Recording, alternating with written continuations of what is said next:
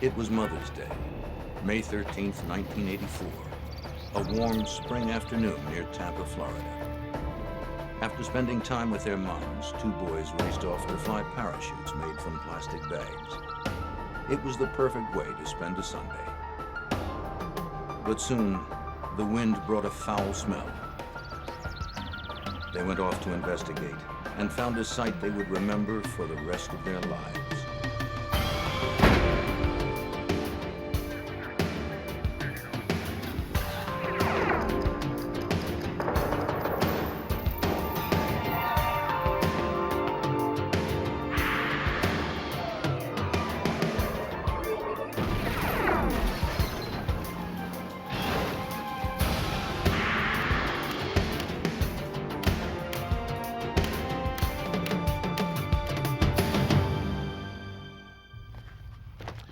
In 1984 in South Florida, a rapist and murderer was on the loose. The killer was a ruthless and terrifying predator, the newest member of an infamous group known as serial killers. He kills just for the sake of it. And though his acts at first seem random, his choice of victims is fiercely selective. A woman's occupation, or even her hairstyle, may be enough to make her a target. It takes time, at least 2 kills, before the pattern emerges. I'm Jim Kallstrom, former director of the FBI's New York office. The serial killer's world is a delicate balance. On one side is the threat of capture. On the other is his overwhelming need to publicize his crime. Our job is to use everything at our disposal to tip the balance in our favor.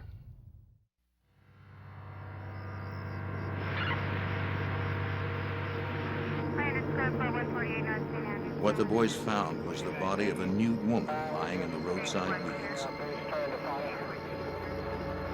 The medical examiner determined she'd been there for about 3 days. Her wrists were bound behind her back, and a rope with a trailing extension was tied around her neck like a leash. Bruises, blisters, and insects covered her body. But it was the position of the corpse that told detectives this was not a typical murder case. Major Gary Terry, then Lieutenant Terry, had just been appointed head of the Hillsborough County Major Crimes Unit when he got the call. But the unique thing about the body to me was the fact that her legs were spread about 5 foot, 5 foot 1 inches apart from heel to heel. A scene that I'll never forget and a scene that I've never seen before. The pose was so grotesque, the body seemed to have been positioned that way deliberately. Had the killer meant to shock whoever found it? Crime scene technicians photographed the body and measured its distance from the road. They carefully packaged what little evidence was left, some cloth tied in a knot.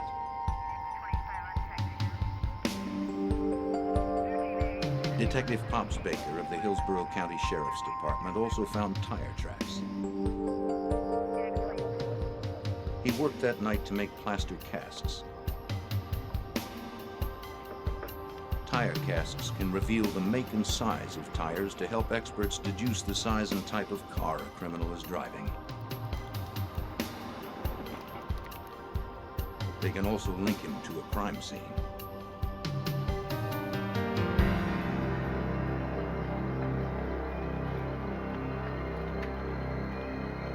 Meanwhile, the body was brought to the medical examiner's office with the ligatures in place for him to study and photograph.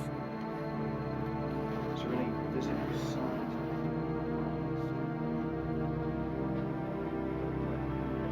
The medical examiner determined the victim had been raped, then strangled to death.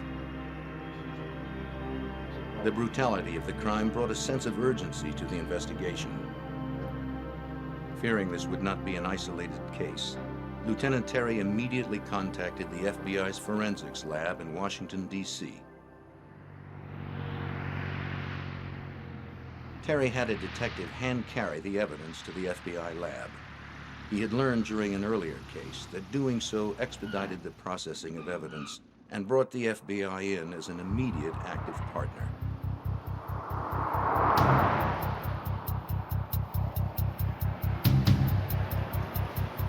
The The FBI lab is one of the foremost forensics laboratories in the country. There are experts on every type of evidence, from bullets to fibers to vehicle parts to nuts. The FBI's knot expert analyzed the ligatures from the tamper victim's wrists and throat. They had been removed intact in hopes they'd tie the killer to his deed. They might also say something about his past. Specialized knots might reveal that he had been a merchant marine or in the military.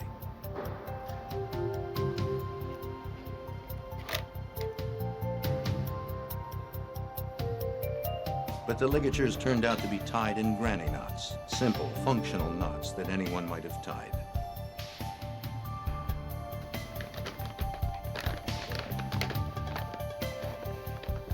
An FBI fiber expert analyzed the fabric found near the body.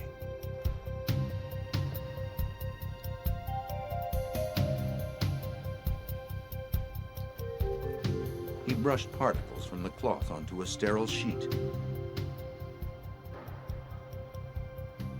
What traces had the killer left behind? The analyst scanned the particles with a magnifier, but he didn't expect to find much. Such evidence is easily lost through weather or other contamination of the crime scene. In fact, the rule of thumb for fiber evidence is, in 4 hours, 80% is lost. In 48 hours, it's 96%. After 3 days, the chance of finding anything is almost nil. So he was amazed when he found a small speck of red nylon fiber. It was trilobal, meaning it consisted of 3 lobes and had a lustrous or shiny coating. From its size, type, and shape, he guessed it was a carpet fiber, maybe from the killer's car. The fact that it was there at all was a minor miracle.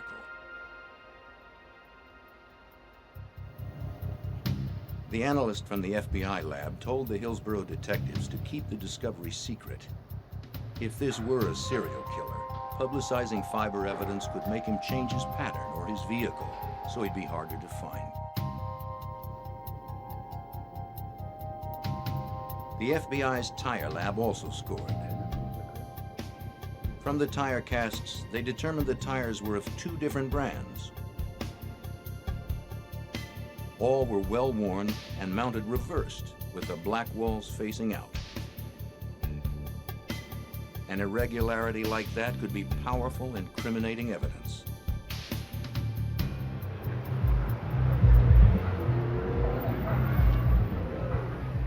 Back in Tampa, police identified the victim from her fingerprints the day after her body was found. She was Lana Long, a 20-year-old Laotian woman, a popular exotic dancer in Tampa's red light district.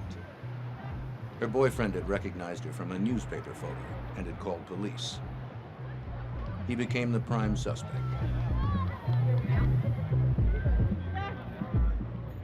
Officers questioned the girls on the strip but received no information implicating the boyfriend or anyone else. They were stumped. Okay, I'll meet you up here at the tape.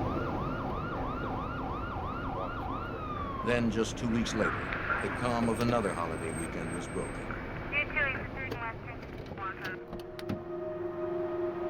On Memorial Day Sunday, Detective Pops Baker and Lieutenant Gary Terry of the Hillsborough County Sheriff's Office were called to a second murder scene, again in an isolated rural area off an interstate. Young female, late 18, 19, 20 range. Like Lana Long, this victim was female, in her late teens to early 20s, and nude.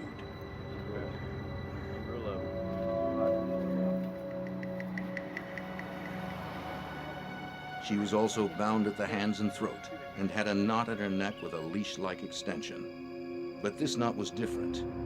It was a hangman-style noose. I can remember driving all the way to the crime scene and saying to myself, please don't let this victim be bound. In 1984, we very rarely had homicide victims bound. That's the first thing I asked the officer protecting the crime scene when I drove up. Is she bound? And he said, yes, sir, she is. So we've gone from very rarely having victims bound to 2 within 2 weeks. So we knew we had a problem. This woman had not been dead long. She's still warm. Because the crime scene was fresher than the last, more evidence remained. Detectives found a man's olive green t-shirt and some strands of hair, which they determined were not the victim's. Hanging from a bush a few feet away from the woman's head were her white pantyhose and white jumpsuit, both covered with blood. From the brutality of her wounds, detectives knew she had fought for her life, and that it had been a savage struggle. She had been raped, strangled, beaten, and her throat had been cut almost from ear to ear. The medical examiner reported 3 causes of death: asphyxiation, head injuries, and a lacerated throat.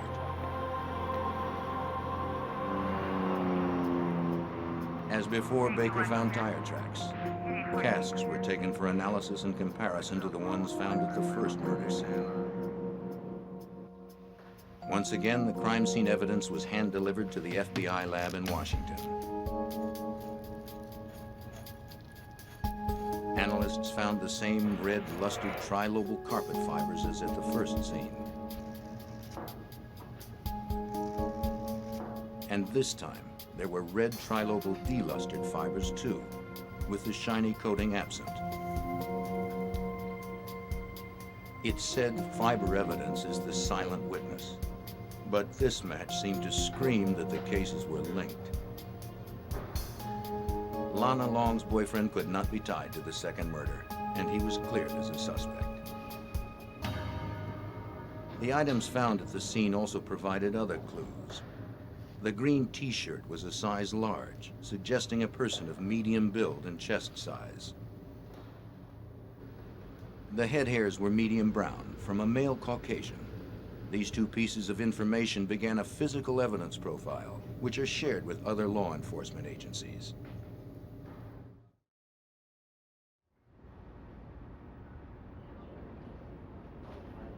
FBI tire expert Sandy Worsema analyzed the tire impressions and made another match.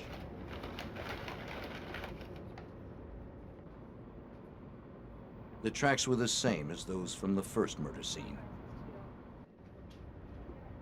Now she knew the position of each tire on the car and that they were mounted on a mid-sized vehicle.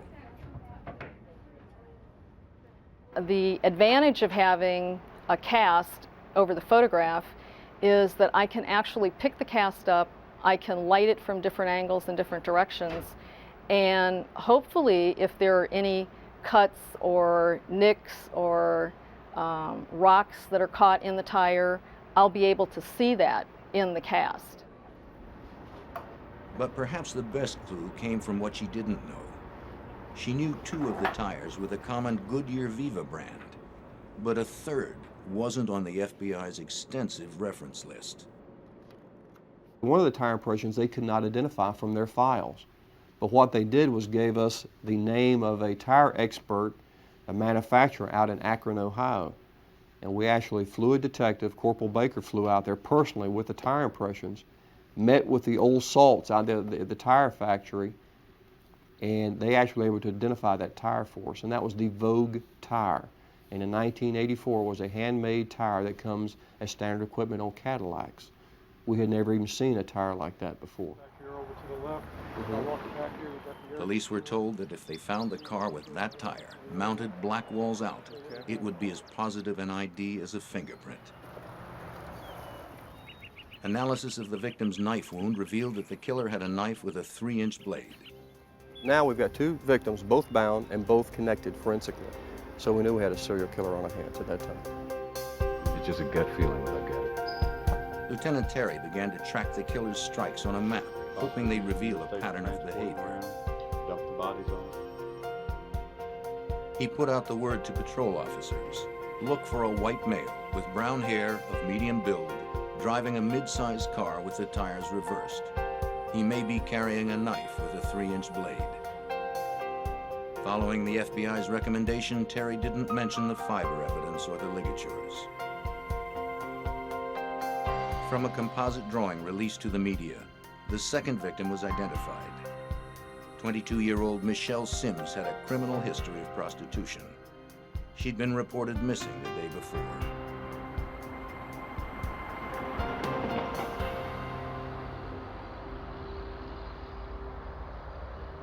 A key member of the Hillsborough County investigative team was Detective Randy Latimer. At this point, though, we realized we're dealing with a serial killer that it looked like he was probably preying on prostitutes. So we went out into the areas of the known prostitute areas and started contacting the girls and letting them know what was going on, giving them our business cards that if they saw something strange to contact us, let us know. We're looking for information. We were frustrated that we couldn't get any leads, we couldn't get anything to go on. Hey, Bob, what do we got? Well, I've got a body down here. Then on June 24th, another Sunday, Terry, Baker, and Latimer responded to a third murder scene. A worker had found a body in an orange grove. Got a perimeter set up. It was another female, but the pattern seemed different. This one was fully clothed, and there were no ligatures, so there was no reason to believe it was linked. Well, as you can see, But detectives didn't rule it out. looks like it's been undisturbed for quite some time. They delivered the victim's clothing to the FBI lab, just in case a connection could be found.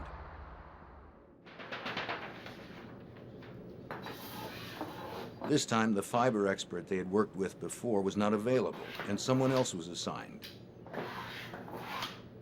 He wasn't asked to compare the new evidence to the old, so he didn't.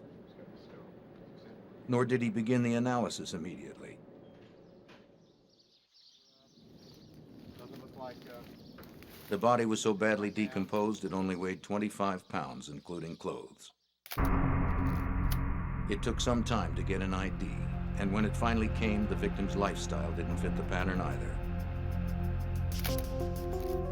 22-year-old Elizabeth Ludenbach of Tampa was a shy assembly line worker who lived with her family. She had no criminal history and was not a prostitute, although she did frequent bars on Tampa's Strip.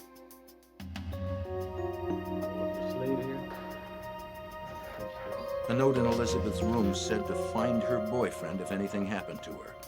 So detectives ordered a polygraph test. I'm going to ask you a series of questions, and you just need to answer yes or no to those questions. Do you understand? yeah.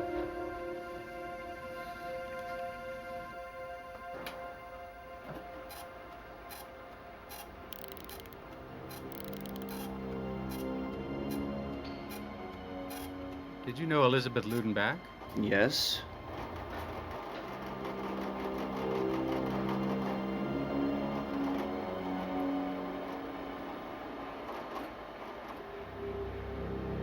Did you have a relationship with Elizabeth Ludenbach? Yes. Did you ever harm Elizabeth Ludenbach? No.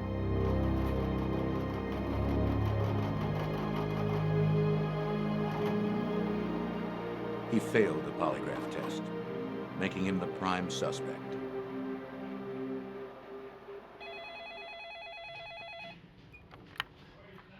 It wasn't until mid-September, 3 months after the discovery of Elizabeth's body in the orange grove, that the results came in. Yeah? The FBI had a match. Yeah? They found red That's carpet fantastic. fibers identical to those found in the first two murders. Looks like Ludenbach is ours. They Good. found red fibers that connected up. Now they had 3 related killings. Terry entered the new scene on the map. Any kind of significant difference? Every detective on the homicide squad was working the case. The nature of the investigation began to change. Instead of focusing on boyfriends and neighbors, detectives pursued an unknown killer terrorizing the women of Tampa. We've taken the entire homicide unit now, are concentrating on these cases. And we're running down leads, we're getting telephone calls about different people, and we're checking those leads out.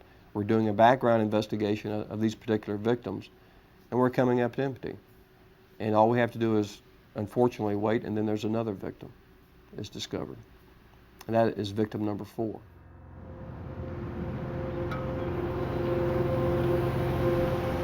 After a lull of more than 3 months, the calm of yet another Sunday was shattered. On October 7th, a worker found a body near the entrance to the K-Bar Ranch in northern Hillsborough County. This time, Detective Steve Cribb was assigned to help process the scene. He, Terry, Baker, and Latimer didn't have to look far for the first grim piece of evidence: the victim's bra hanging from the entrance gate. The nude body of a young black woman was nearby. Her clothing was beside her.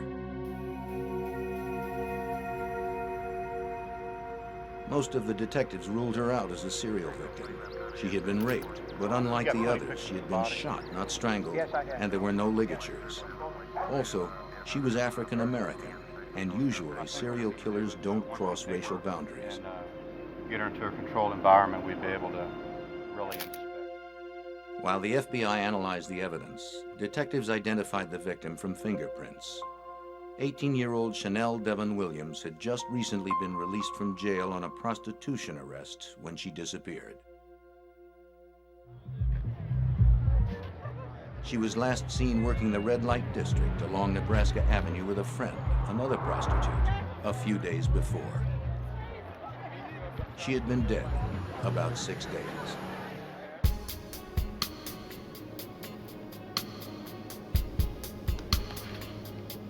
The FBI's hair and fiber analysis revealed it was the work of the serial killer. Both types of red fibers were found on Chanel's clothing, along with a brown Caucasian pubic hair. By crossing racial bounds and using a different weapon, the killer had changed his routine. Shifting from a pattern is very rare in serial killers and would make this one more difficult to capture. Chanel was added to the map near the Pasco-Hillsborough County line. With 4 dead, detectives were desperate to find the killer and obsessed with the case.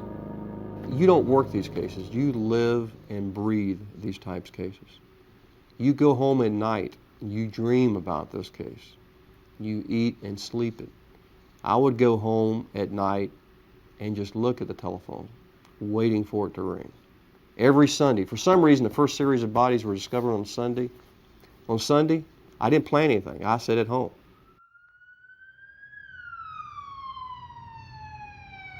Indeed, the Sunday after Chanel's body turned up, Terry, Baker, Latimer, and Cribb were called to another murder scene. This one was near Lake Thanodasassa, northeast of Tampa. A couple of amateur archaeologists had uncovered a morbid find. At the side of the road was a woman's body, wrapped in a gold-colored bedspread, tied with a blue jogging suit.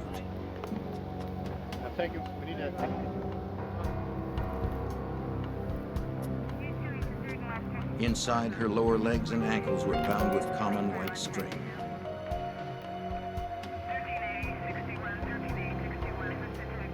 Her hands were tied in front of her with a red bandana. She had been bound, raped, strangled, hit on the forehead, and dragged through the dirt. It seemed the killer was back to his old pattern. The woman was quickly identified from fingerprints as 28-year-old Karen Dinsfriend. Raised in an affluent suburban household, she had died a drug-ravaged prostitute. She was last seen alive in the early hours of the day she was killed. As if there weren't enough to link the killer to the crime, investigator Steve Cribb actually saw red trilobal carpet fibers on Karen's body. By now, he'd developed a sixth sense for them. When you know what you're looking for, they almost look like glowworms on the victims. But for the average person to walk up and find them, even the other investigators who weren't looking for this type, they wouldn't see them. But they became such a key point of the investigation that when we went to a crime scene, that's one of the first things we would look for with the carpet fibers. At the FBI lab, the fiber expert compared these fibers to the ones from the other crime scenes. They matched. There were now 5 cases linked to a single killer, but there was still no name, no face, and no one under under arrest. It becomes very frustrating that you know someone else is going to die because you haven't stopped the suspect. You have enough information to know that he's doing it, but not enough information to pick him out of the crowd if he were to bump into you walking down the mall. Because you have to remember, in this series of cases, our concern is if we don't stop this guy, if we don't find him today, he's going to kill somebody tomorrow or the next day. And when in fact he did. 2 weeks later, on Halloween, another victim emerged. A contractor digging a ditch found the mummified remains of a woman's body. Terry, Baker, Latimer, and Cribb arrived at the scene.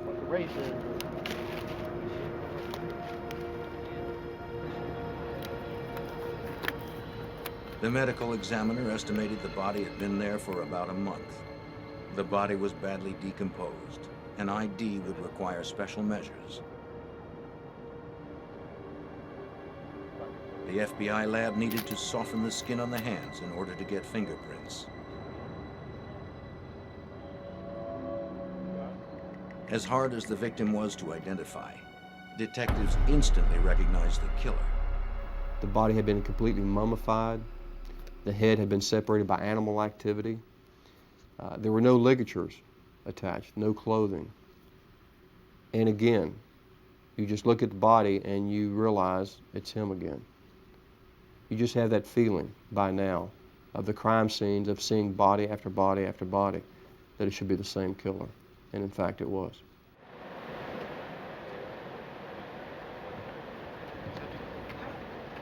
Then at 7:30 a.m. on Sunday, November 4th, a call came in to Tampa police that seemed unrelated. A man reported his daughter had been abducted and raped. 17-year-old Lisa McVeigh was leaving work at a Krispy Kreme donut shop on her bicycle. It was around 2:30 a.m. A man snatched her off her bike, threw her into his car, and drove off.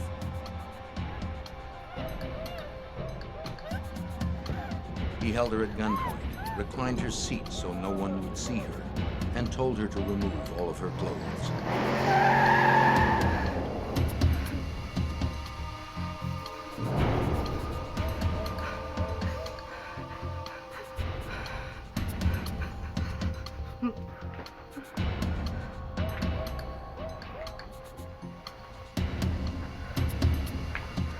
He took her to his apartment, bound and gagged. She'd been sexually abused before, and she knew how to read the moods of an abuser. Lisa sensed resistance might send this man into a rage, so she quietly did what he wanted. Lisa memorized all she could about her surroundings. At first, she peeked out from beneath her blindfold. Then, when he uncovered her eyes, she saw everything, including his face. She was certain that now he'd never let her leave alive. He took her to his bedroom and repeatedly raped her for 24 hours. Sometimes he slept, but she knew he was armed and that he'd kill her if she tried to leave.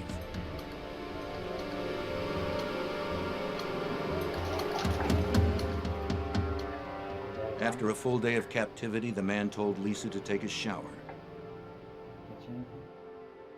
Then he gave her some clothes and made her a sandwich. To her amazement, he said he would take her home.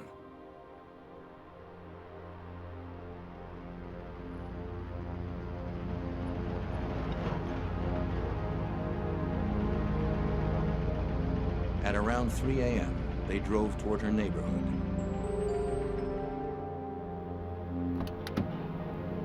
On the way, he stopped at a 24-hour teller machine to withdraw money to get gas.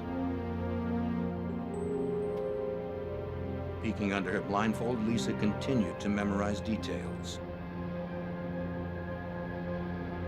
The Howard Johnsons, road signs, the word Magnum on the dashboard of his car. he finally released her near her home.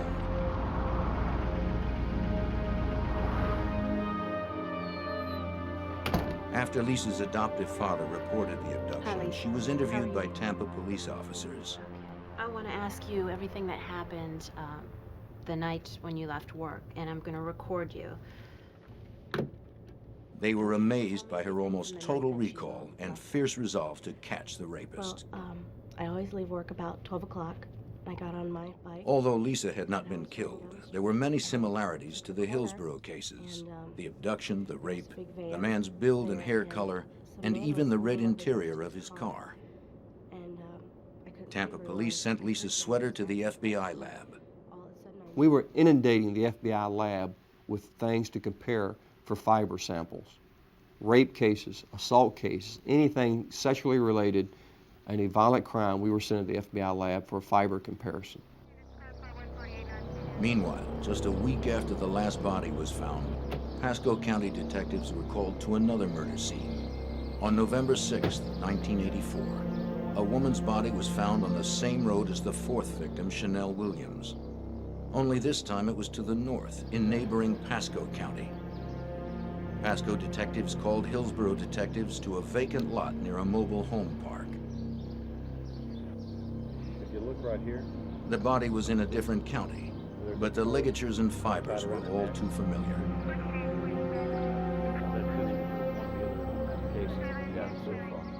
Although the body had decomposed to mainly bones, the telltale leash was still attached around the neck. a little bit of shoelace right around There was another ligature on an arm bone. It's supposed to appear to be. Near the body were the woman's tattered blouse and panties, and some jewelry. Careful of that ligature around the neck. We're gonna just leave that there. The bones were scattered over almost an acre. When the medical examiner pieced them together, they seemed to belong to a young, white female. She was later identified as 18-year-old Virginia Johnson. Ginny divided her time between Connecticut and Florida, where she worked as a prostitute. She'd disappeared on her way to buy cigarettes about 3 weeks earlier. After all that time, it seemed impossible, but the FBI lab found a single red, lustrous fiber in Ginny Johnson's hair. Within the week, on November 12th, another jurisdiction fell prey to the killer. A body was found on an incline off North Orient Road within Tampa city limits. When Terry and Baker arrived, they found a young white woman, nude but for knee-high stockings. She was face down. When they turned her over, police knew from her bloodied face that she had been savagely beaten and that she had struggled. There were ligature marks on the front of her neck and on both wrists and arms, but no rope was found. Her wadded-up blue jeans and flowered top were near her body. Detectives Baker and Cribb immediately saw something stuck to the blue jeans. Tiny red fibers. In the pocket of the jeans was the victim's driver's license. Kim Marie Swan was a 21-year-old part-time student who sidelined as an exotic dancer. She was last seen leaving a convenience store near her parents' home the previous afternoon. It seemed the killer had pulled off the road and thrown the body out of his car. There were faint tire impressions in the grass near the roadway. They would match the casts made earlier. The killer was picking up the pace of his killings, and the body count stood at 8. Terry and Baker were desperate. They drove to Atlanta to meet with a detective who helped crack the case of Wayne Williams, a serial killer believed to be responsible for 27 murders. Because something we didn't really want to share publicly in 1984, what do you do when you're 10 bodies, 15, or 20 bodies down, and you don't have the suspect in custody? What do you do? We were sitting down in their office discovering, and during the course of that conversation, the telephone rang. And the telephone call was from the FBI in Washington. And the FBI lab says, we have just had a match on a piece of fiber evidence submitted from a rape case. And I was blindfolded. That case turned out to be the Later when abduction you and woke rape up, of where Lisa was it? McVeigh only a week earlier. Well, when Tampa I came police had to, rushed Lisa's clothing to the FBI lab, and experts there had found matching red trilobal carpet fibers on her sweater. It was the break they'd been waiting for. I want to play it. Terry flew back to Tampa immediately. He formed a task force of officers from the Hillsborough and Pasco County Sheriff's Office, the Florida Department of Law Enforcement, and the FBI, along with the Tampa police detectives already working the rape case. Then he divided them into teams, each with a different assignment. They initiated a massive manhunt. Patrol cars fanned out across North Tampa. They were looking for the killer's apartment and his red Dodge Magnum. The information from Lisa McVeigh was their roadmap.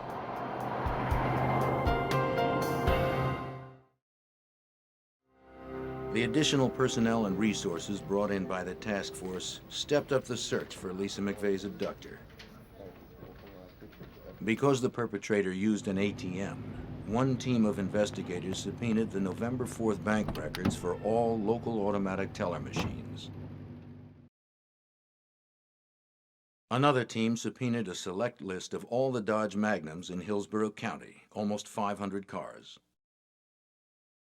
Then they compared the bank records and the list of Magnum owners, looking for a name that matched. And the unique thing when you looked at both lists is that one name jumped out at you is Robert Joe Long. He had a money transaction from the money teller machine, early morning hours. He also was a registered owner of a Dodge Magnum. In addition, earlier that day, a task force team from Tampa spotted a red Dodge Magnum on Nebraska Avenue, the killer's hunting ground. The detectives stopped the car. They told the driver they were looking for a robbery suspect. From his license, they identified him as Robert Joe Long. They photographed him and wrote up a field report. He was cooperative, but wouldn't let them search his car. Of course, they contacted the task force headquarters when they made the stop, and we told them go ahead and stay with it at that particular time, stay with the car once it left, and we put a surveillance team together then to stay on him.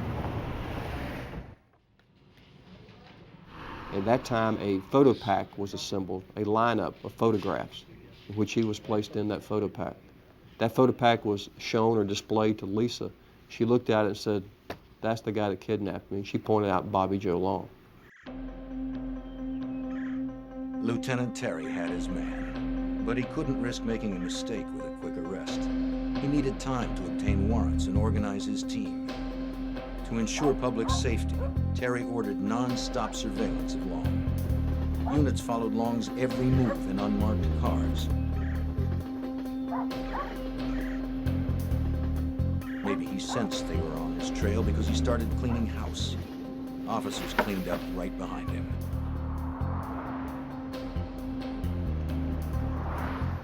Even when he vacuumed his car, police seized the vacuum. They retrieved everything Long thought he was destroying.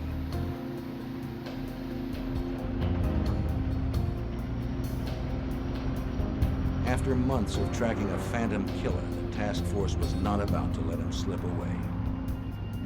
Less than 24 hours after Lisa McVeigh identified Bobby Joe Long, the arrest plan was firmly in place. The task force moved in. They had followed Long to a movie theater. I'm right over here, Stewie. As he watched the film, undercover detectives watched him. Long seemed unaware he was surrounded. We're sitting at the war room we had constructed down at the operations center. We're here, and everything is just going 90 miles an hour. We have a surveillance team on the inside of the theater watching it. There's a surveillance team outside watching the car. And that nagging doubt comes to you. Is this really the guy you've been chasing for 8 months? Is this really the guy that has been killing these women? So we tell the surveillance team outside, listen, whatever you do, get up to his car. I don't care if you have to low crawl, whatever you have to do, get to the car and tell us what kind of tires are on the car.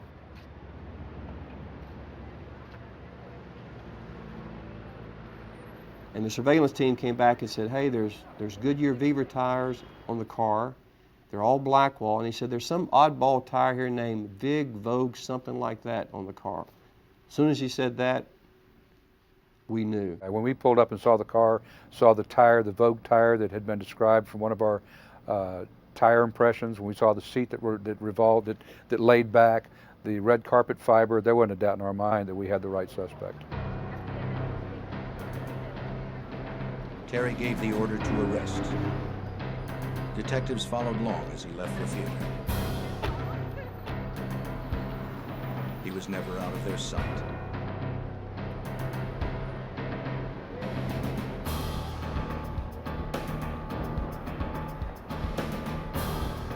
They didn't know if he was armed, so as he approached his car, they jumped him and brought him to the ground.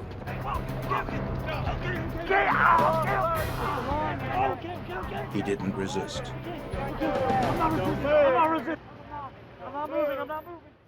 He was on the ground when I walked up to him and placed my badge next to his face and identified myself as a deputy sheriff, advising him he was under arrest. They took Long's car to the Hillsborough County Sheriff's Office garage.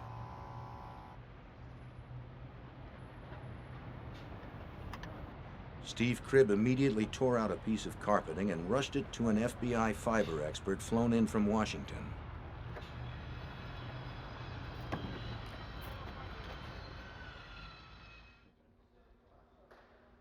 Statement from you?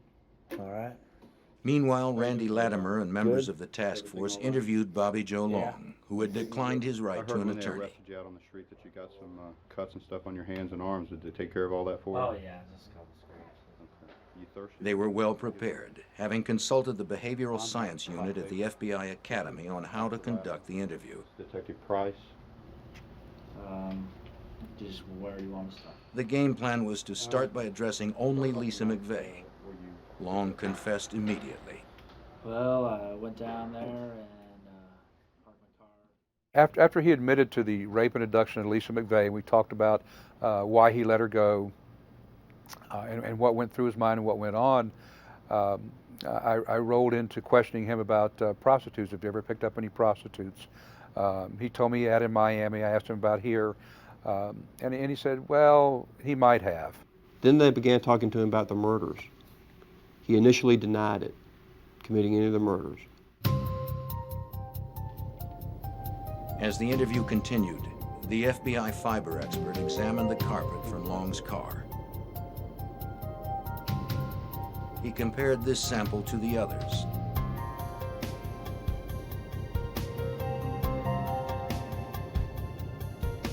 It was the moment of truth.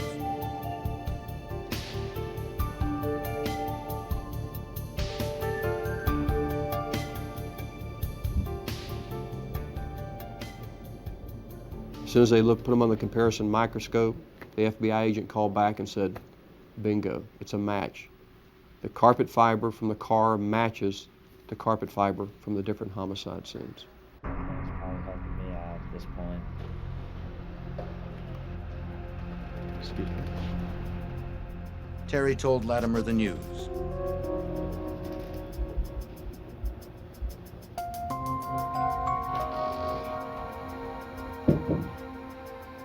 Then Latimer explained it to Long. I mean, we just got information. He told him about the fibers and their significance, and about Long's brown head hair found at the crime scene, and the Vogue tire. Latimer let Long know that by the time they found the second body, they were already on his trail. What can I say? The evidence was overwhelming. And he looked down, he had his legs kind of, his knees spread apart, and he looked down between his feet. And I said, yeah, I did it. I said, did what? He says, I killed him. Killed who? He says, I killed all those girls in the paper I killed. And then we just started going through them one by one after that. But then it just became more and more, you know. Long described each murder in a taped confession. The interview lasted 5.5 hours. Bobby Long showed no emotion, no remorse. It was just an everyday conversation like you and I are having here. At the end, I don't remember if it was myself or Bob Price had asked him why he did it. And he said that was his secret and he was going to take it to the grave with him. During the interview, Long also confessed to a 9th murder. You can go right or you can go left. Go left. When detectives found her remains, they also found more of the tiny red carpet fibers. The victim was identified through dental records as 21-year-old Vicki Elliott, a waitress. Long also helped identify his 6th victim, whose body had been found on Halloween. 22-year-old Kimberly Hops was known by the street name of Sugar. She was last seen by her boyfriend getting into a maroon Chrysler Cordoba, probably Long's red Dodge Magnum. I'd like to thank the members of the press corps. Late that night, Lieutenant Terry called a press conference. The multi-agency task force has for months been investigating a probable serial killer. The media thought police would announce yet another body. County, Pasco County. They were shocked by the arrest. How long have you had this suspect? Bobby Joe Long, and he's presently been charged with 10 homicides that have occurred over the course of the past 6 months within Hillsborough County, Pasco County, and the city of Tampa. He was arrested without incident and has subsequently confessed to several of the homicides under investigation. Do you have evidence for all the homicides? Where did you Yes, arrest sir. him?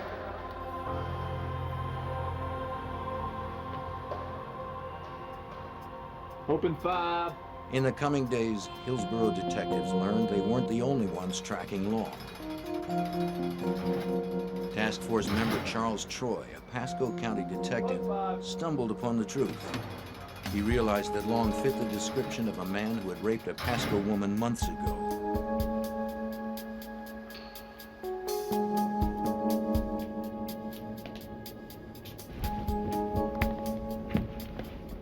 Troy scoured Long's apartment for evidence. He found a photo album filled with photographs of nude women, including the rape victim. In jail, Long confessed and bragged about the crime.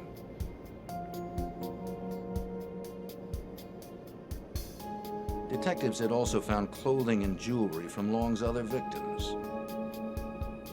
It's a common quirk of serial killers to keep photos or other trophies of those they kill.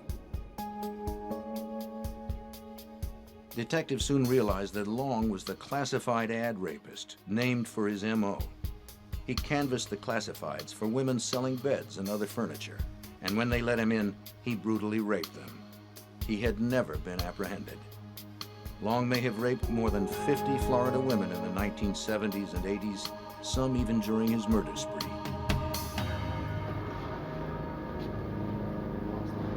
Now with Long finally in jail, detectives reflected on lessons learned.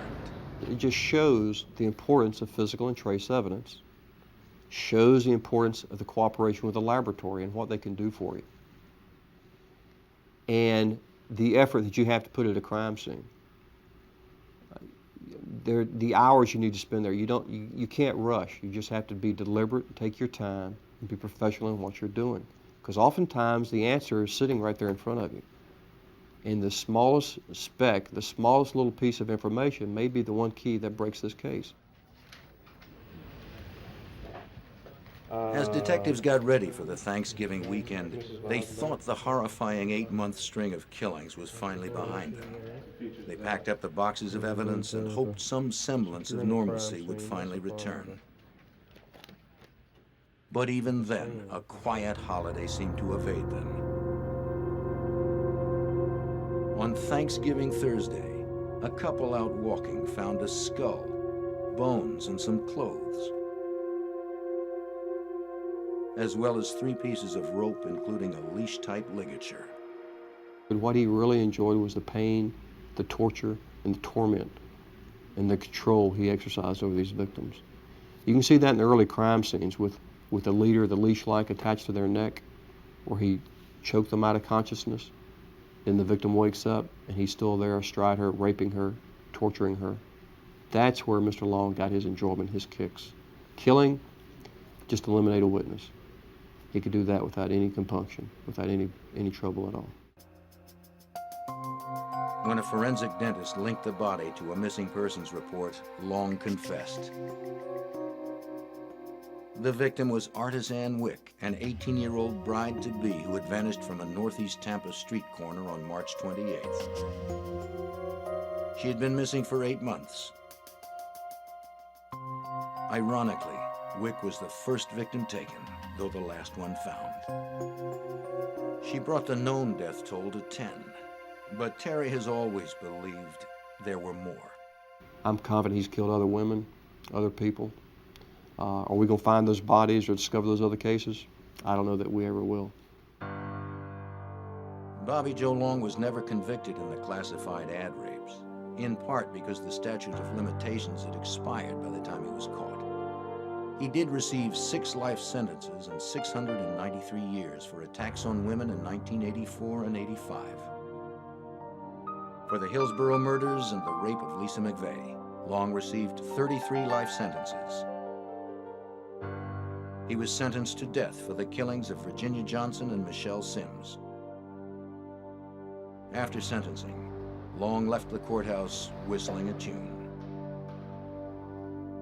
Mr. Long is a killing machine. He became very proficient at what he was doing, very skillful at it. And if Mr. Long ever sees the light of day, all you're going to have to do is follow the trail of his other bodies, of his other victims, because he will kill again. He enjoyed it. Long remains on Florida's death row, with no date set for his execution. The sunshine and beaches of South Florida attract many types of people. Aspiring young models gravitate here with the hopes of being discovered. Beginning in February 1984, the dreams of stardom darkened into nightmares when several young women disappeared. It was the beginning of a string of brutal and terrifying murders that spread out across the country.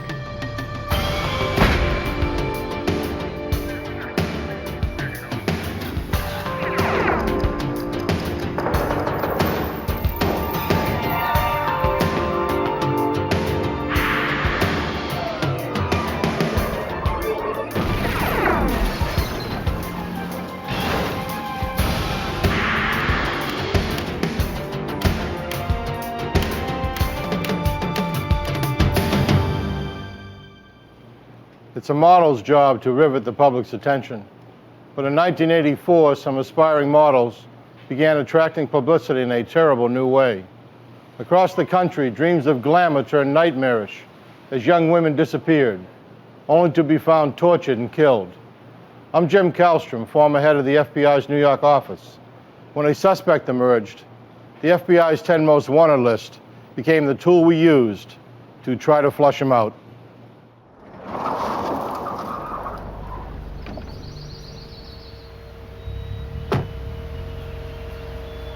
The promising life of Beth Kenyon came to a violent end on March 5th, 1984.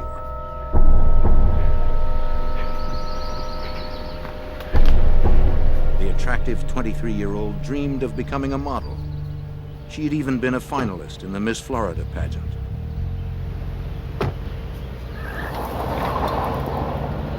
But all her hopes were cut short this Monday afternoon.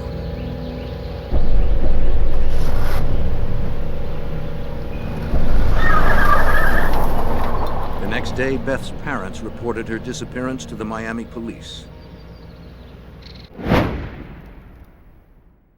The police merely listed Beth as a missing person and explained many girls her age drop out of sight for various reasons without telling their parents.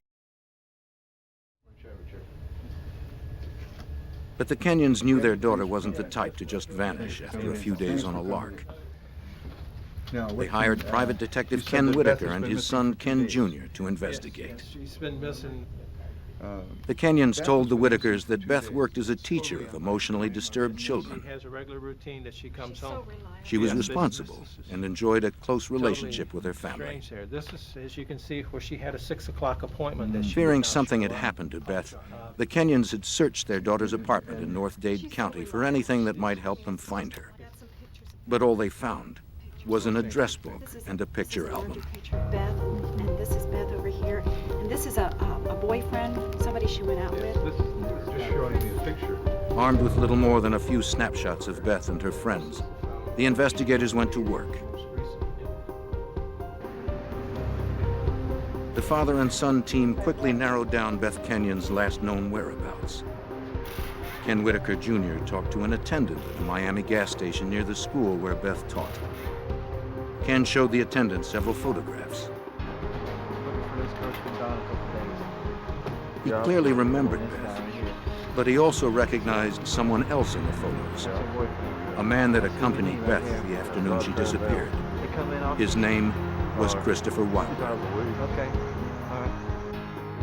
On March 11th, 6 days after Beth's disappearance, the investigators contacted Wilder by phone.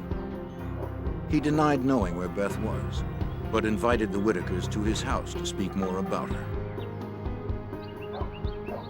But when Wilder didn't answer his door, the suspicious investigators decided to look around. They had learned he was a successful building contractor and a self-proclaimed fashion photographer. The Kenyons had told the father and son team that Wilder had proposed to their daughter, but that she had turned him down, leaving him upset and angry. Rifling through the garbage, the Whitakers found a photograph. Chris Wilder. On the surface, it appeared an innocent picture, but to trained eyes, it meant more. The investigators soon learned that Christopher Wilder had driven a car in the Miami Grand Prix. On February 26, 1984, he finished 17th and won $400. That race day was also the last time that anyone saw Rosario Gonzalez. The 20-year-old worked for a marketing firm distributing free aspirin samples at the Grand Prix. The Miami news still buzzed with the mysterious disappearance of Gonzalez. She had vanished just 5 days before Beth Kenyon.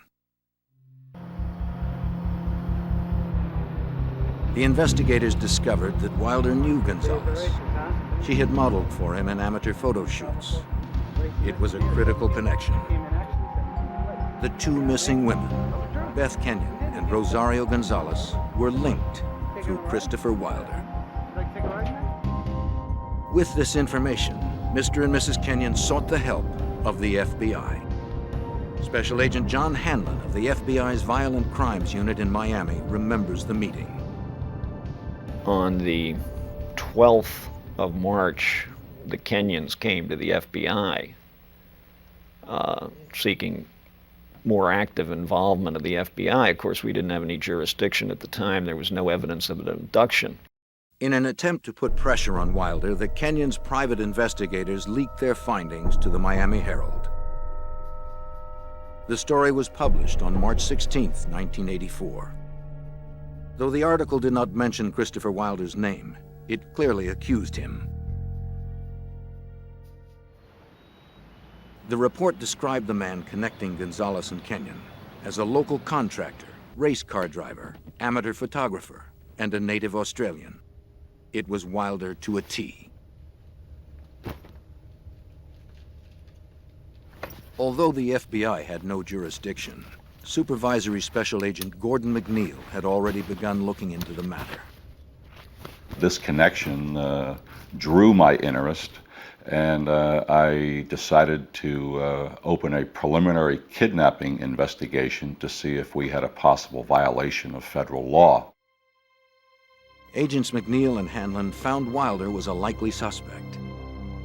He had a criminal history that reached back to his native Australia, where he was out on bail on a sexual assault charge. Days later, on March 21st, the agents were notified about an incident which allowed them to open a full investigation.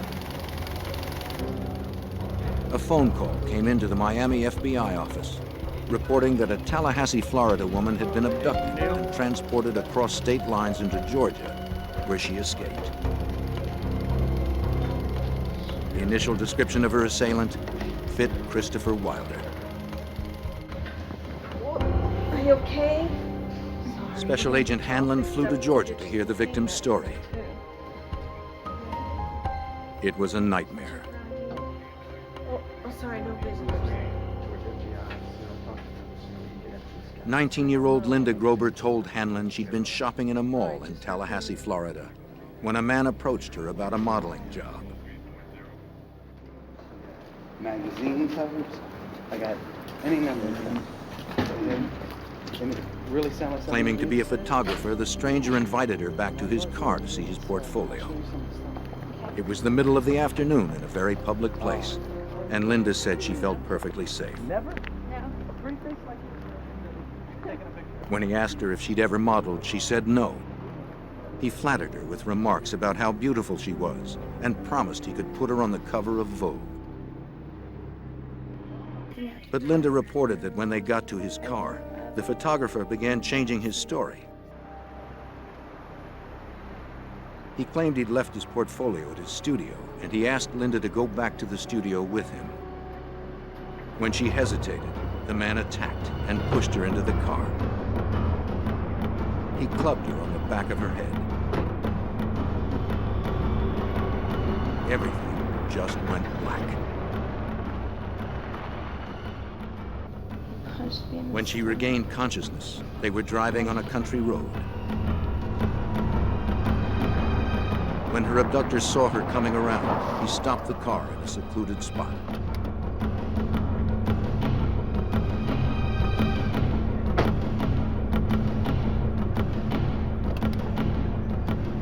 He dragged Linda from the car, telling her that if she tried to escape, he would kill her.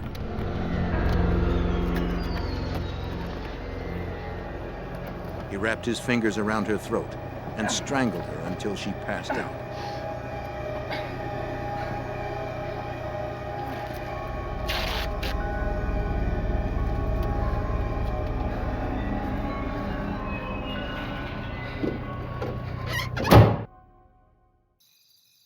The next time she woke up, she was wrapped in a sleeping bag, lying on a bed in a cheap motel room.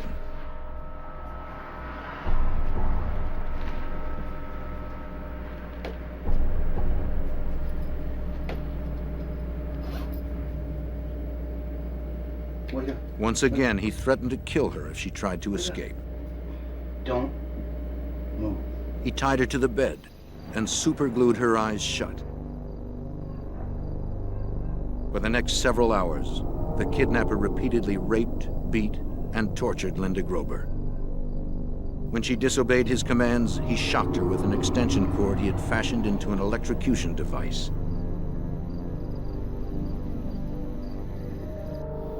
And he tied The me abuse up. was so severe, Linda realized she would be dead before someone found her. And then we drove through. She managed to break free and locked herself in the bathroom. Somebody help! Help! She pounded on the walls and screamed for help. Help me! Stop it! Stop it! Stop it! Hey! Stop now! Stop it! Stop it! I'm telling you. The rapist panicked, grabbed what he could, and ran.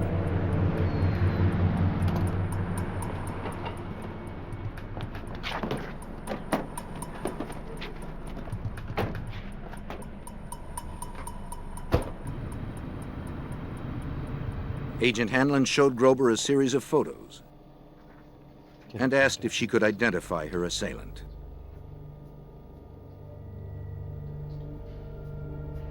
It was absolutely no doubt in my mind. I mean, I'd spent hours with this person that's who he was. And I just identified him as clearly Christopher Wilder. Now 35, a PhD candidate and a single mom, Linda Grober's fierce determination saved her life. It also made her a strong witness, ready to risk everything for her abuser's arrest. I was in the hospital for a week or something like that, and then I had to basically leave the country while he was still a fugitive because they were concerned about my safety. They were concerned about my family's safety. As heinous as Grober's ordeal was, it had the value of catapulting the investigation into a federal case. Because she had been abducted across a state line, the FBI now had full jurisdiction. Christopher Wilder was now wanted for the kidnapping and rape of Linda Grober. And he remained the prime suspect in the disappearance of Rosario Gonzalez and Beth Kenyon. Obviously now we had federal violation, and we had every reason to put all the resources of the FBI into this case.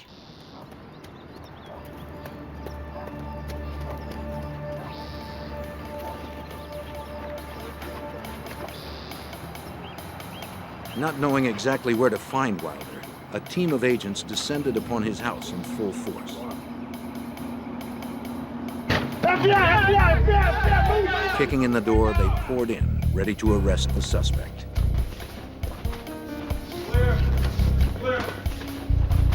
Clear! Clear! But they found an empty house. Clear! Everything clear? All clear, all clear. Wilder had long abandoned it. All clear. He was on the run, days ahead of the federal agents. And every minute he remained free put another woman in jeopardy. The desperate chase had begun. March 1984. FBI agents conducted a meticulous search of the abandoned home belonging to Christopher Wilder. 2 women were missing and presumed dead at his hands. A third had barely escaped with her life after her kidnapping and rape. The agents needed something to clue them in to their suspect's present whereabouts. You like to decorate a house? What happened to his maid? But before he left, Wilder had prepared his home for any investigator. The place had been manicured. There were basically no fingerprints left in Wilder's house. You're always going to find fingerprints inside a residence. It looked like everything had been totally cleaned. FBI and local authorities canvassed Miami and West Palm Beach. But no one reported having seen or heard from Wilder since he left Linda Grober in a Georgia motel. The FBI alerted police to keep an eye out for Wilder's car. They asked banks and credit card companies to monitor any transactions he might make. But informational systems in 1984 moved slowly. The leads trickled in and were usually too late for a quick response.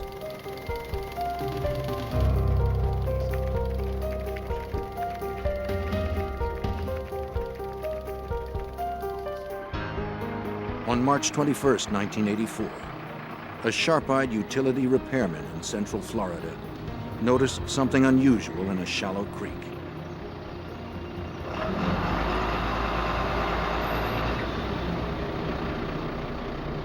It was the barely recognizable body of a young woman. She was later identified as 21-year-old Teresa Ferguson. Witnesses last saw her 3 days earlier, leaving a shopping mall with a man fitting Wilder's description. The autopsy showed she'd been beaten with a tire iron and strangled to death. The victim's profile and the savagery of the crime suggested Wilder. But nothing directly tied him to it. If it was the Australian contractor, the FBI agents knew they had a serial killer on the loose. One that had to be stopped before he murdered again. Agents continued to follow the suspect's trail. An automatic security camera photographed Wilder at a bank in Tampa. The bank records showed that he had emptied his accounts of more than $19,000. It was an ominous break. Their prey now had the money to travel far and wide. By March 22nd, 1984, Wilder was already in Texas.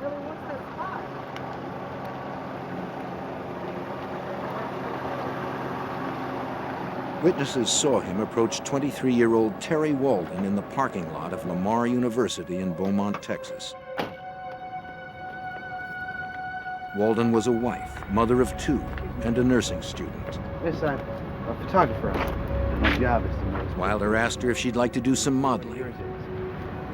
Make a lot of extra money. You sure you don't want to keep the card and think about it? But Wilder couldn't seduce Walden with his pitch. Okay. She politely declined.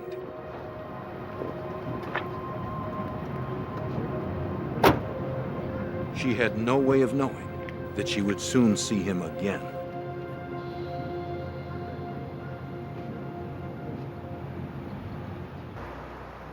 While the FBI began its national hunt, witnesses later told investigators that Wilder had stayed in Beaumont, Texas another day. This time he went back to familiar territory to stalk his next victim. Like, they have, this one's from $7.99 or $9.99. He visited the local mall, shopping for a young woman to deceive with dreams of glamour. You're taking some fashion photography? No, listen. You're not just blind, man. I'm legit. It's okay. But no one succumbed to his bogus promises. No, sorry. That's fine. That's fine. After getting brushed off several times, he spotted a familiar face. It was Terry Walden. Hey, hi. She had come to run errands after dropping her 4-year-old daughter off at daycare. Are you interested now? Will you take the card and just consider? Terry again turned Wilder down. No. I'm sure you could. But this time, he wouldn't take no for an answer. As she left the mall, Wilder followed her out to her car. In broad daylight, in the middle of a crowded mall parking lot, Wilder attacked Walden. He knocked her unconscious and pushed her into her Mercury Cougar.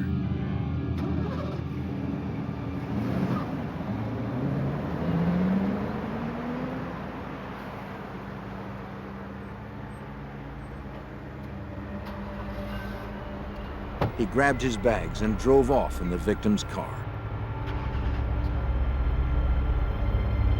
Walden's husband reported her missing later that afternoon when she failed to pick up her daughter at daycare. But by then, it was too late.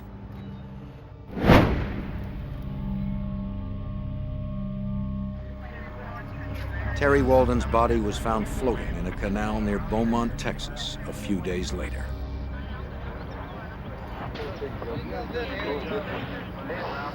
The police recovered Wilder's Chrysler a few miles away. Some fiber and some hair in here. Let's get a couple pictures of this, Jim, before we take the stuff out. An FBI forensic search of the car uncovered hair and fibers matching Teresa Ferguson, the young woman discovered by the repairman 5 days before.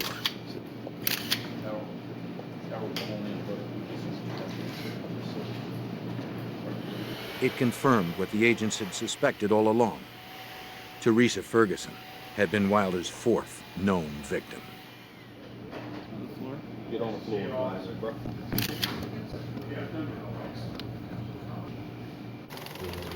McNeil and Hanlon estimated that the killer was still at least 2 days ahead of them. Out of the Miami office, they broadcast a national all-points bulletin for Terry Walden's stolen car. Every state police agency along the way, every state trooper who was out on that highway knew the car we were looking for. And unfortunately, it's amazing sometimes you say, okay, well, he's in a purple car. We say, how many purple cars are out there? Well, it's amazing how many purple cars are out there when you're looking for purple cars. And that was the problem. We never knew at the time what license plate he was using on that particular vehicle.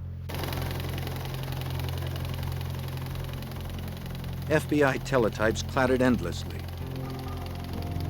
Every field office in the country received page after page describing Wilder's physical appearance, his victim profiles, where he had last been identified, and where he was thought to be heading. The technology of 1984, however, could not keep up with the pace of his flight.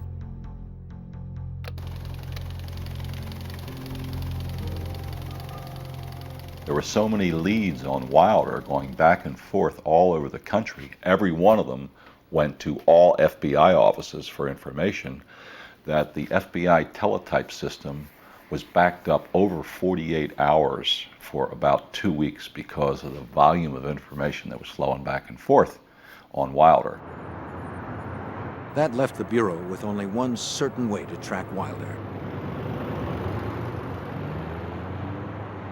They had to follow the grisly trail of corpses he discarded as he ran. The next victim was 21-year-old Suzanne Logan. She was last seen shopping at a mall near Oklahoma City. A fisherman stumbled upon her body 2 days after she disappeared. the location of her disappearance, and the manner in which she died all suggested one thing. She had died at the hands of Christopher Wilder. In this particular case, we had an individual who was kidnapping, raping, torturing, and murdering a woman about every day and a half. So there was intense pressure, as there should be. Slow technology and a fast fugitive hampered the FBI. But on March 28th, they got the break they had hoped for. Wilder checked into a motel in Rifle, Colorado, using a stolen Visa card. The FBI knew he had the card and was using it, but they had not been able to trace it until Rifle. In those days, 1984, they didn't have the instant validation of your credit card when you walk into a hotel. They only called in bills that were going to exceed $100. Every motel that Wilder stayed along his murderous route, the charges were in the vicinity of $50 to $60. Perhaps from sheer boredom, the motel clerk decided to call in the credit card that night, instead of waiting to mail it the next day. Instead of approval, the clerk received a phone number to call immediately. An early morning call mobilized the FBI's Denver, Colorado field office. At last, the FBI knew where the fugitive was. In the early hours of the morning of March 29th, 4 agents approached Wilder's motel room, confident that they had finally cornered the killer. Okay. FBI! Search warrant! Go! FBI! He wasn't there. As swiftly as the FBI had responded, Wilder had eluded them. For some unknown reason, the fugitive had departed before sunrise. He's not in the hotel. It had been the best lead the agency had, and it failed. Once again, the exasperated task force had no idea of where the predator was. Yet they feared it was one of the dozens of shopping malls within a day's drive of Rifle, Colorado. March 29th, 1984. In just 3 weeks, the Australian contractor Christopher Wilder had abducted 4 women and murdered 3 of them. FBI agents noticed a pattern developing in the campaign of violence. The killer kept his direction westward, and he had narrowed his hunting grounds to shopping malls.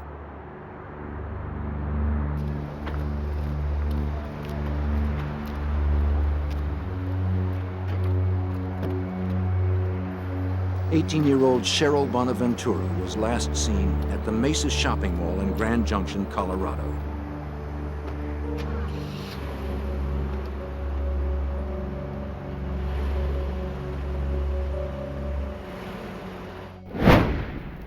The FBI would later connect Wilder to her death.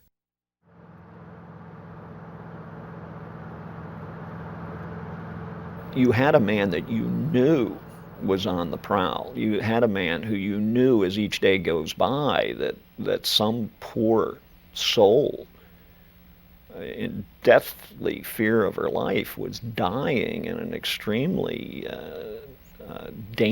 extremely painful way. To get the word out, the FBI cast a wide net. Across the country, agents notified security officers and mall managers about the danger, telling them to be on the lookout for the Australian. Investigators supplied malls with photos and flyers that were posted to alert shoppers. Despite the FBI warnings, a teen magazine held a cover girl competition at the Meadows Mall in Las Vegas.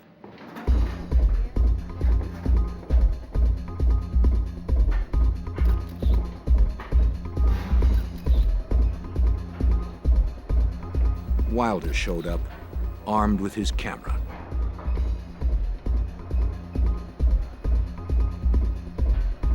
He chatted with several of the teens during the event, but eventually zeroed in on Michelle Korfman.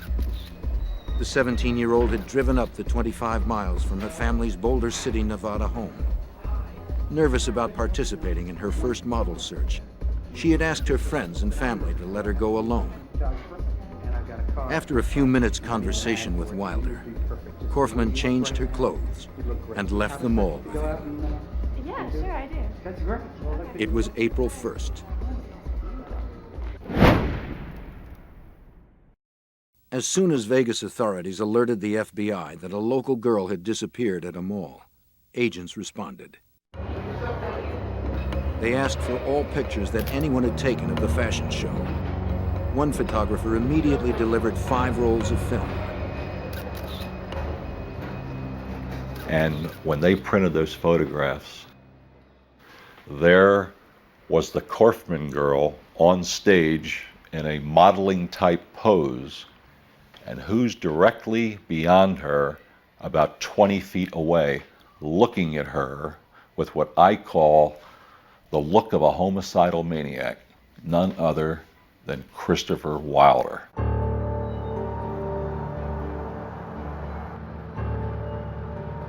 Like the others, young Michelle Korfman suffered at the hands of Wilder. He bound and gagged her with duct tape. Then he beat, raped, and tortured her. And you will see incisions in the body. They may only be 1 inch to 1.5 inches long, and they're not deep. They're done just enough to make it bleed. They were only meant to torture, not to kill, until he finally actually killed the victims. He was a brutal sexual sadist.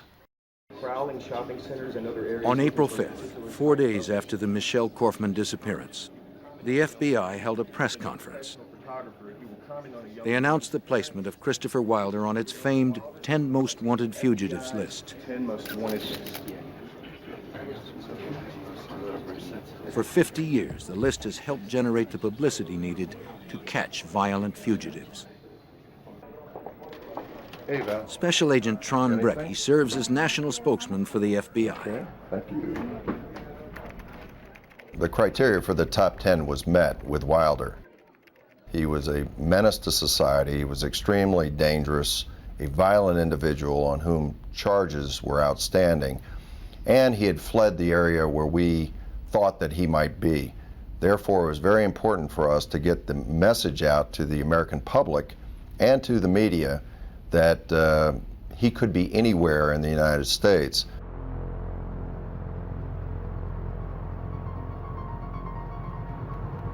But Wilder's addition to the 10 Most Wanted Fugitives list came a day too late for Tina Marie Risico. In Lomita, California, on the day before the press conference, the 16-year-old visited the Del Amo Fashion Center mall to apply for a summer job. What a beautiful face you have. The high school student wanted the work to save for a car. She met Christopher Wilder when he said that she was perfect for a modeling gig he had to shoot. And actually, you're so perfect that I could give you $100 right here. He gave her $100 cash and promised much more to come. If you're right, and I know you are, I can tell you are. Do you have a few minutes to just go out and look at close your house? Take some pictures in front of you. I say to myself, this girl is perfect.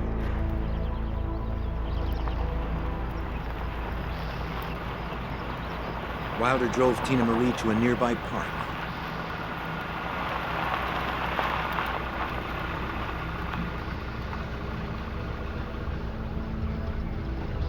At first, everything progressed as if it were a legitimate job.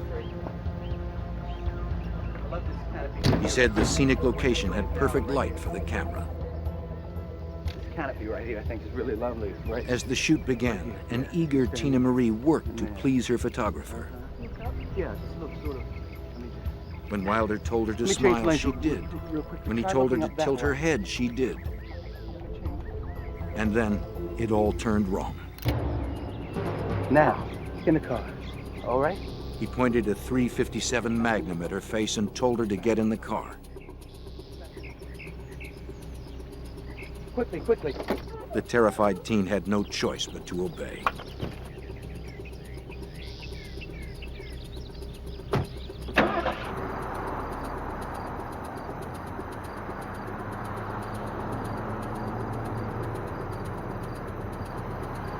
Wilder brought Tina Marie Rosico to a motel in San Diego.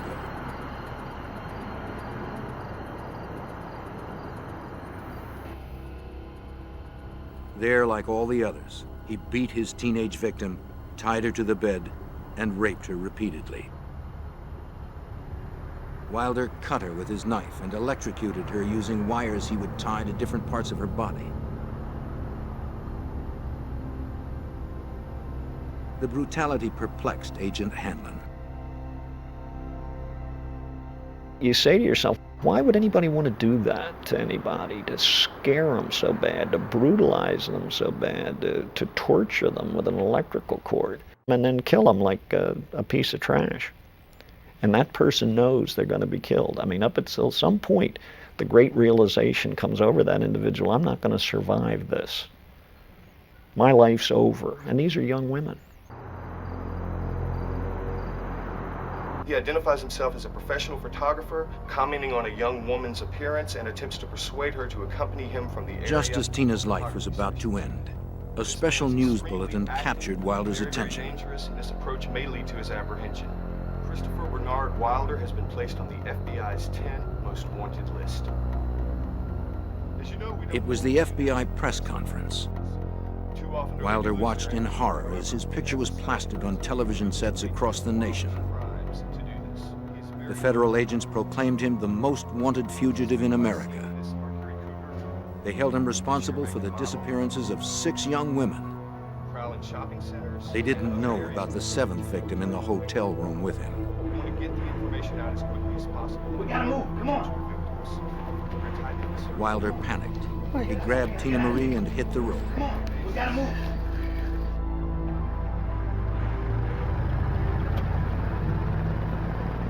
But now that he was top on the 10 most wanted fugitives list, Wilder landed on the front page of every newspaper and on the top of every newscast in the country. It's the front page headline in every newspaper in America. Every news show, every radio show is talking about Christopher Wilder and showing his picture and saying his name, Christopher Wilder. The FBI hoped that by plastering Wilder's face across TV screens and newspapers, someone, somewhere, would spot him. It was the best chance agents had to stop Wilder before he destroyed another life.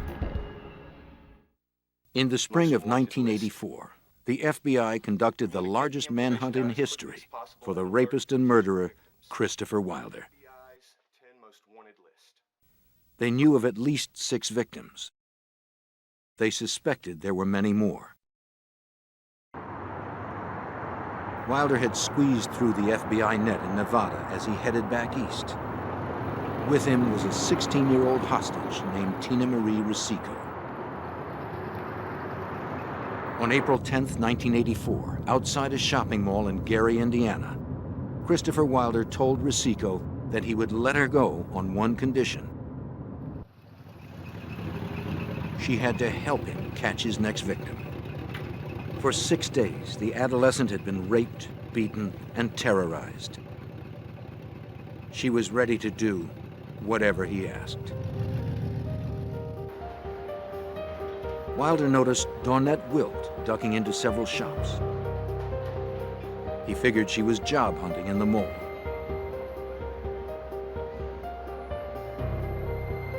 Rosico told Dawnette that Wilder was a store manager and wanted her to fill out a job application at his car.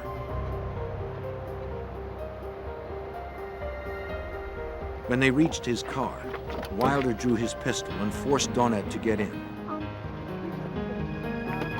Sweetheart, why don't you just come with us? Get the car. Get in. Go around. He sped off with the 2 girls. Witnesses saw them leave.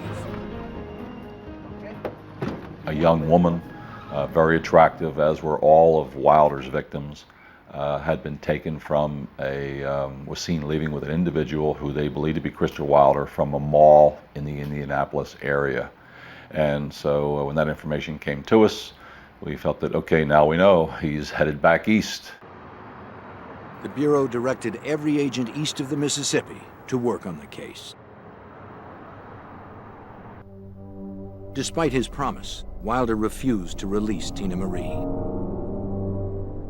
Instead, he forced Rosico to watch while he tortured and raped Dawnette in front of her. The nightmare continued for 2 days.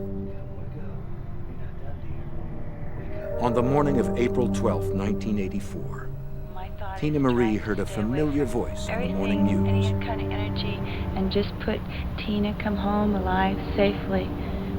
You know, we're all rooting for you. The word that we've got On national television, Tina Marie's mother begged the kidnapper not to hurt her daughter. Your daughter, and that there is every indication that your daughter is still alive. And Wilder flew into another panic. He packed up his hostages and left. Get her dressed and you get dressed. Now. Wilder complained that it was only a matter of time before the FBI caught up with him. He stopped the car in a wooded area near Penn Yan, New York.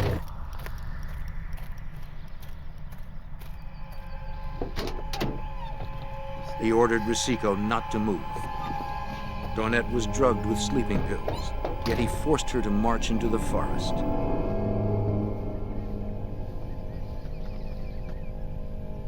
Left alone, Tina Marie pondered the opportunity to escape. But the horror of the last 9 days had broken her mentally. She stayed put.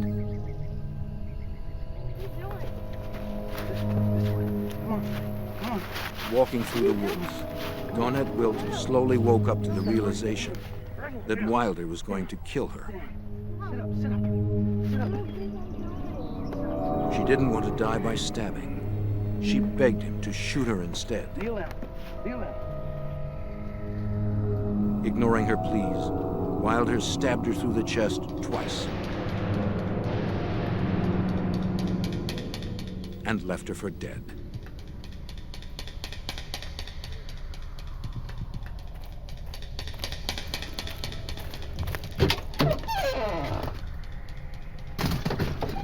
All right, here we go.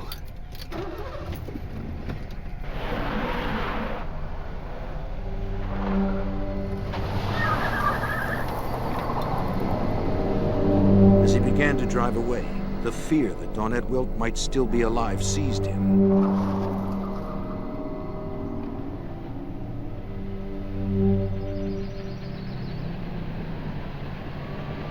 He returned to the scene to properly dispose of Dawnette.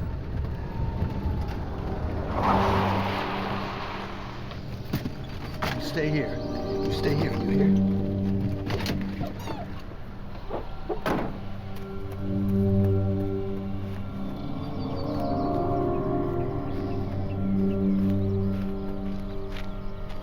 When he got there, he could scarcely believe what he saw.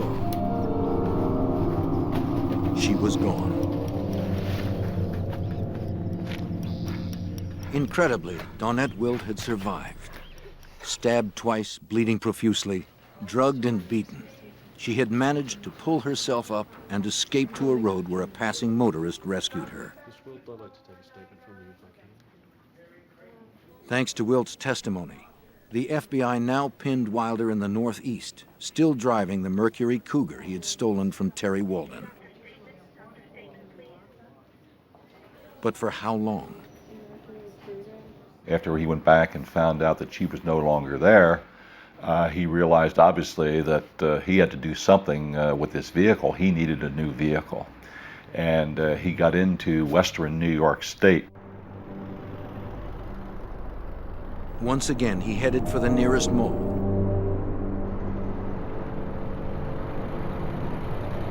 This time in Victor, New York, where he spotted a gold Pontiac Firebird. He told Rosico she would take the wheel of the Cougar and follow him wherever he went.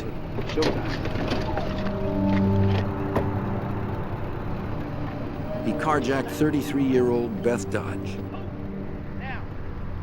At gunpoint, Wilder forced her into the back seat of her Firebird. The emotionally shattered Tina Marie did as she was ordered.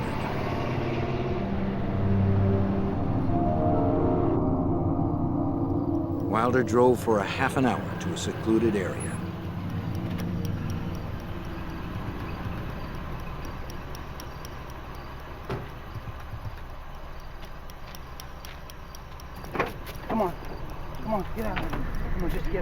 Just get out. Just get out. Listen, I want you to get the white suitcase, and I want you to get the camera, and I want you to put it in this car and wait for me. You understand?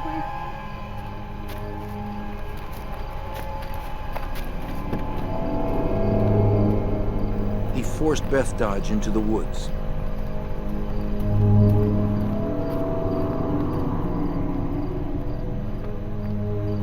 Moments later, Tina Marie heard 2 shots echo out from the trees.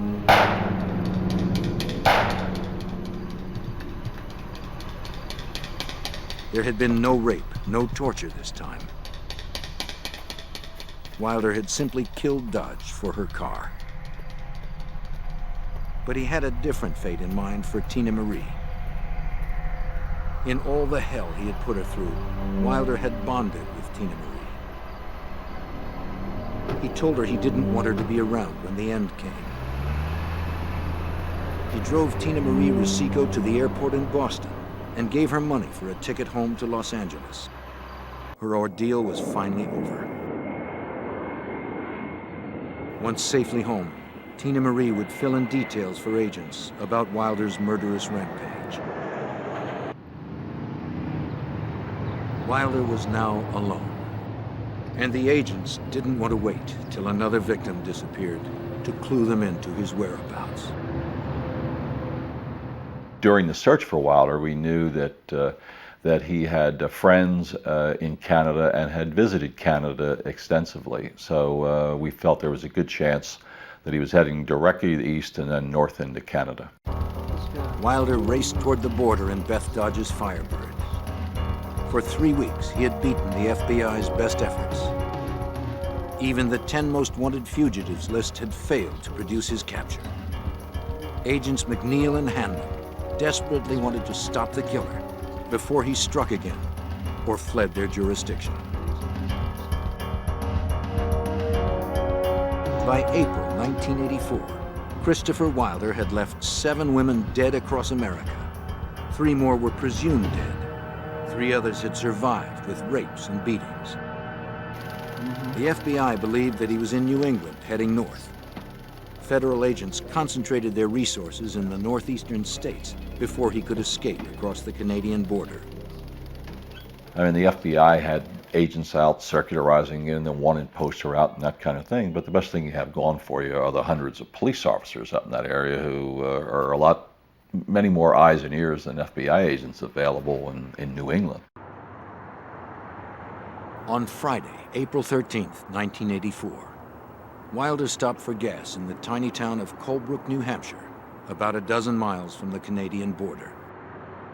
While he filled the tank, he casually asked an attendant about the paperwork that might be needed to cross the border. 2 state troopers, Wayne Fortier and Leo Jellison, spotted Beth Dodge's car.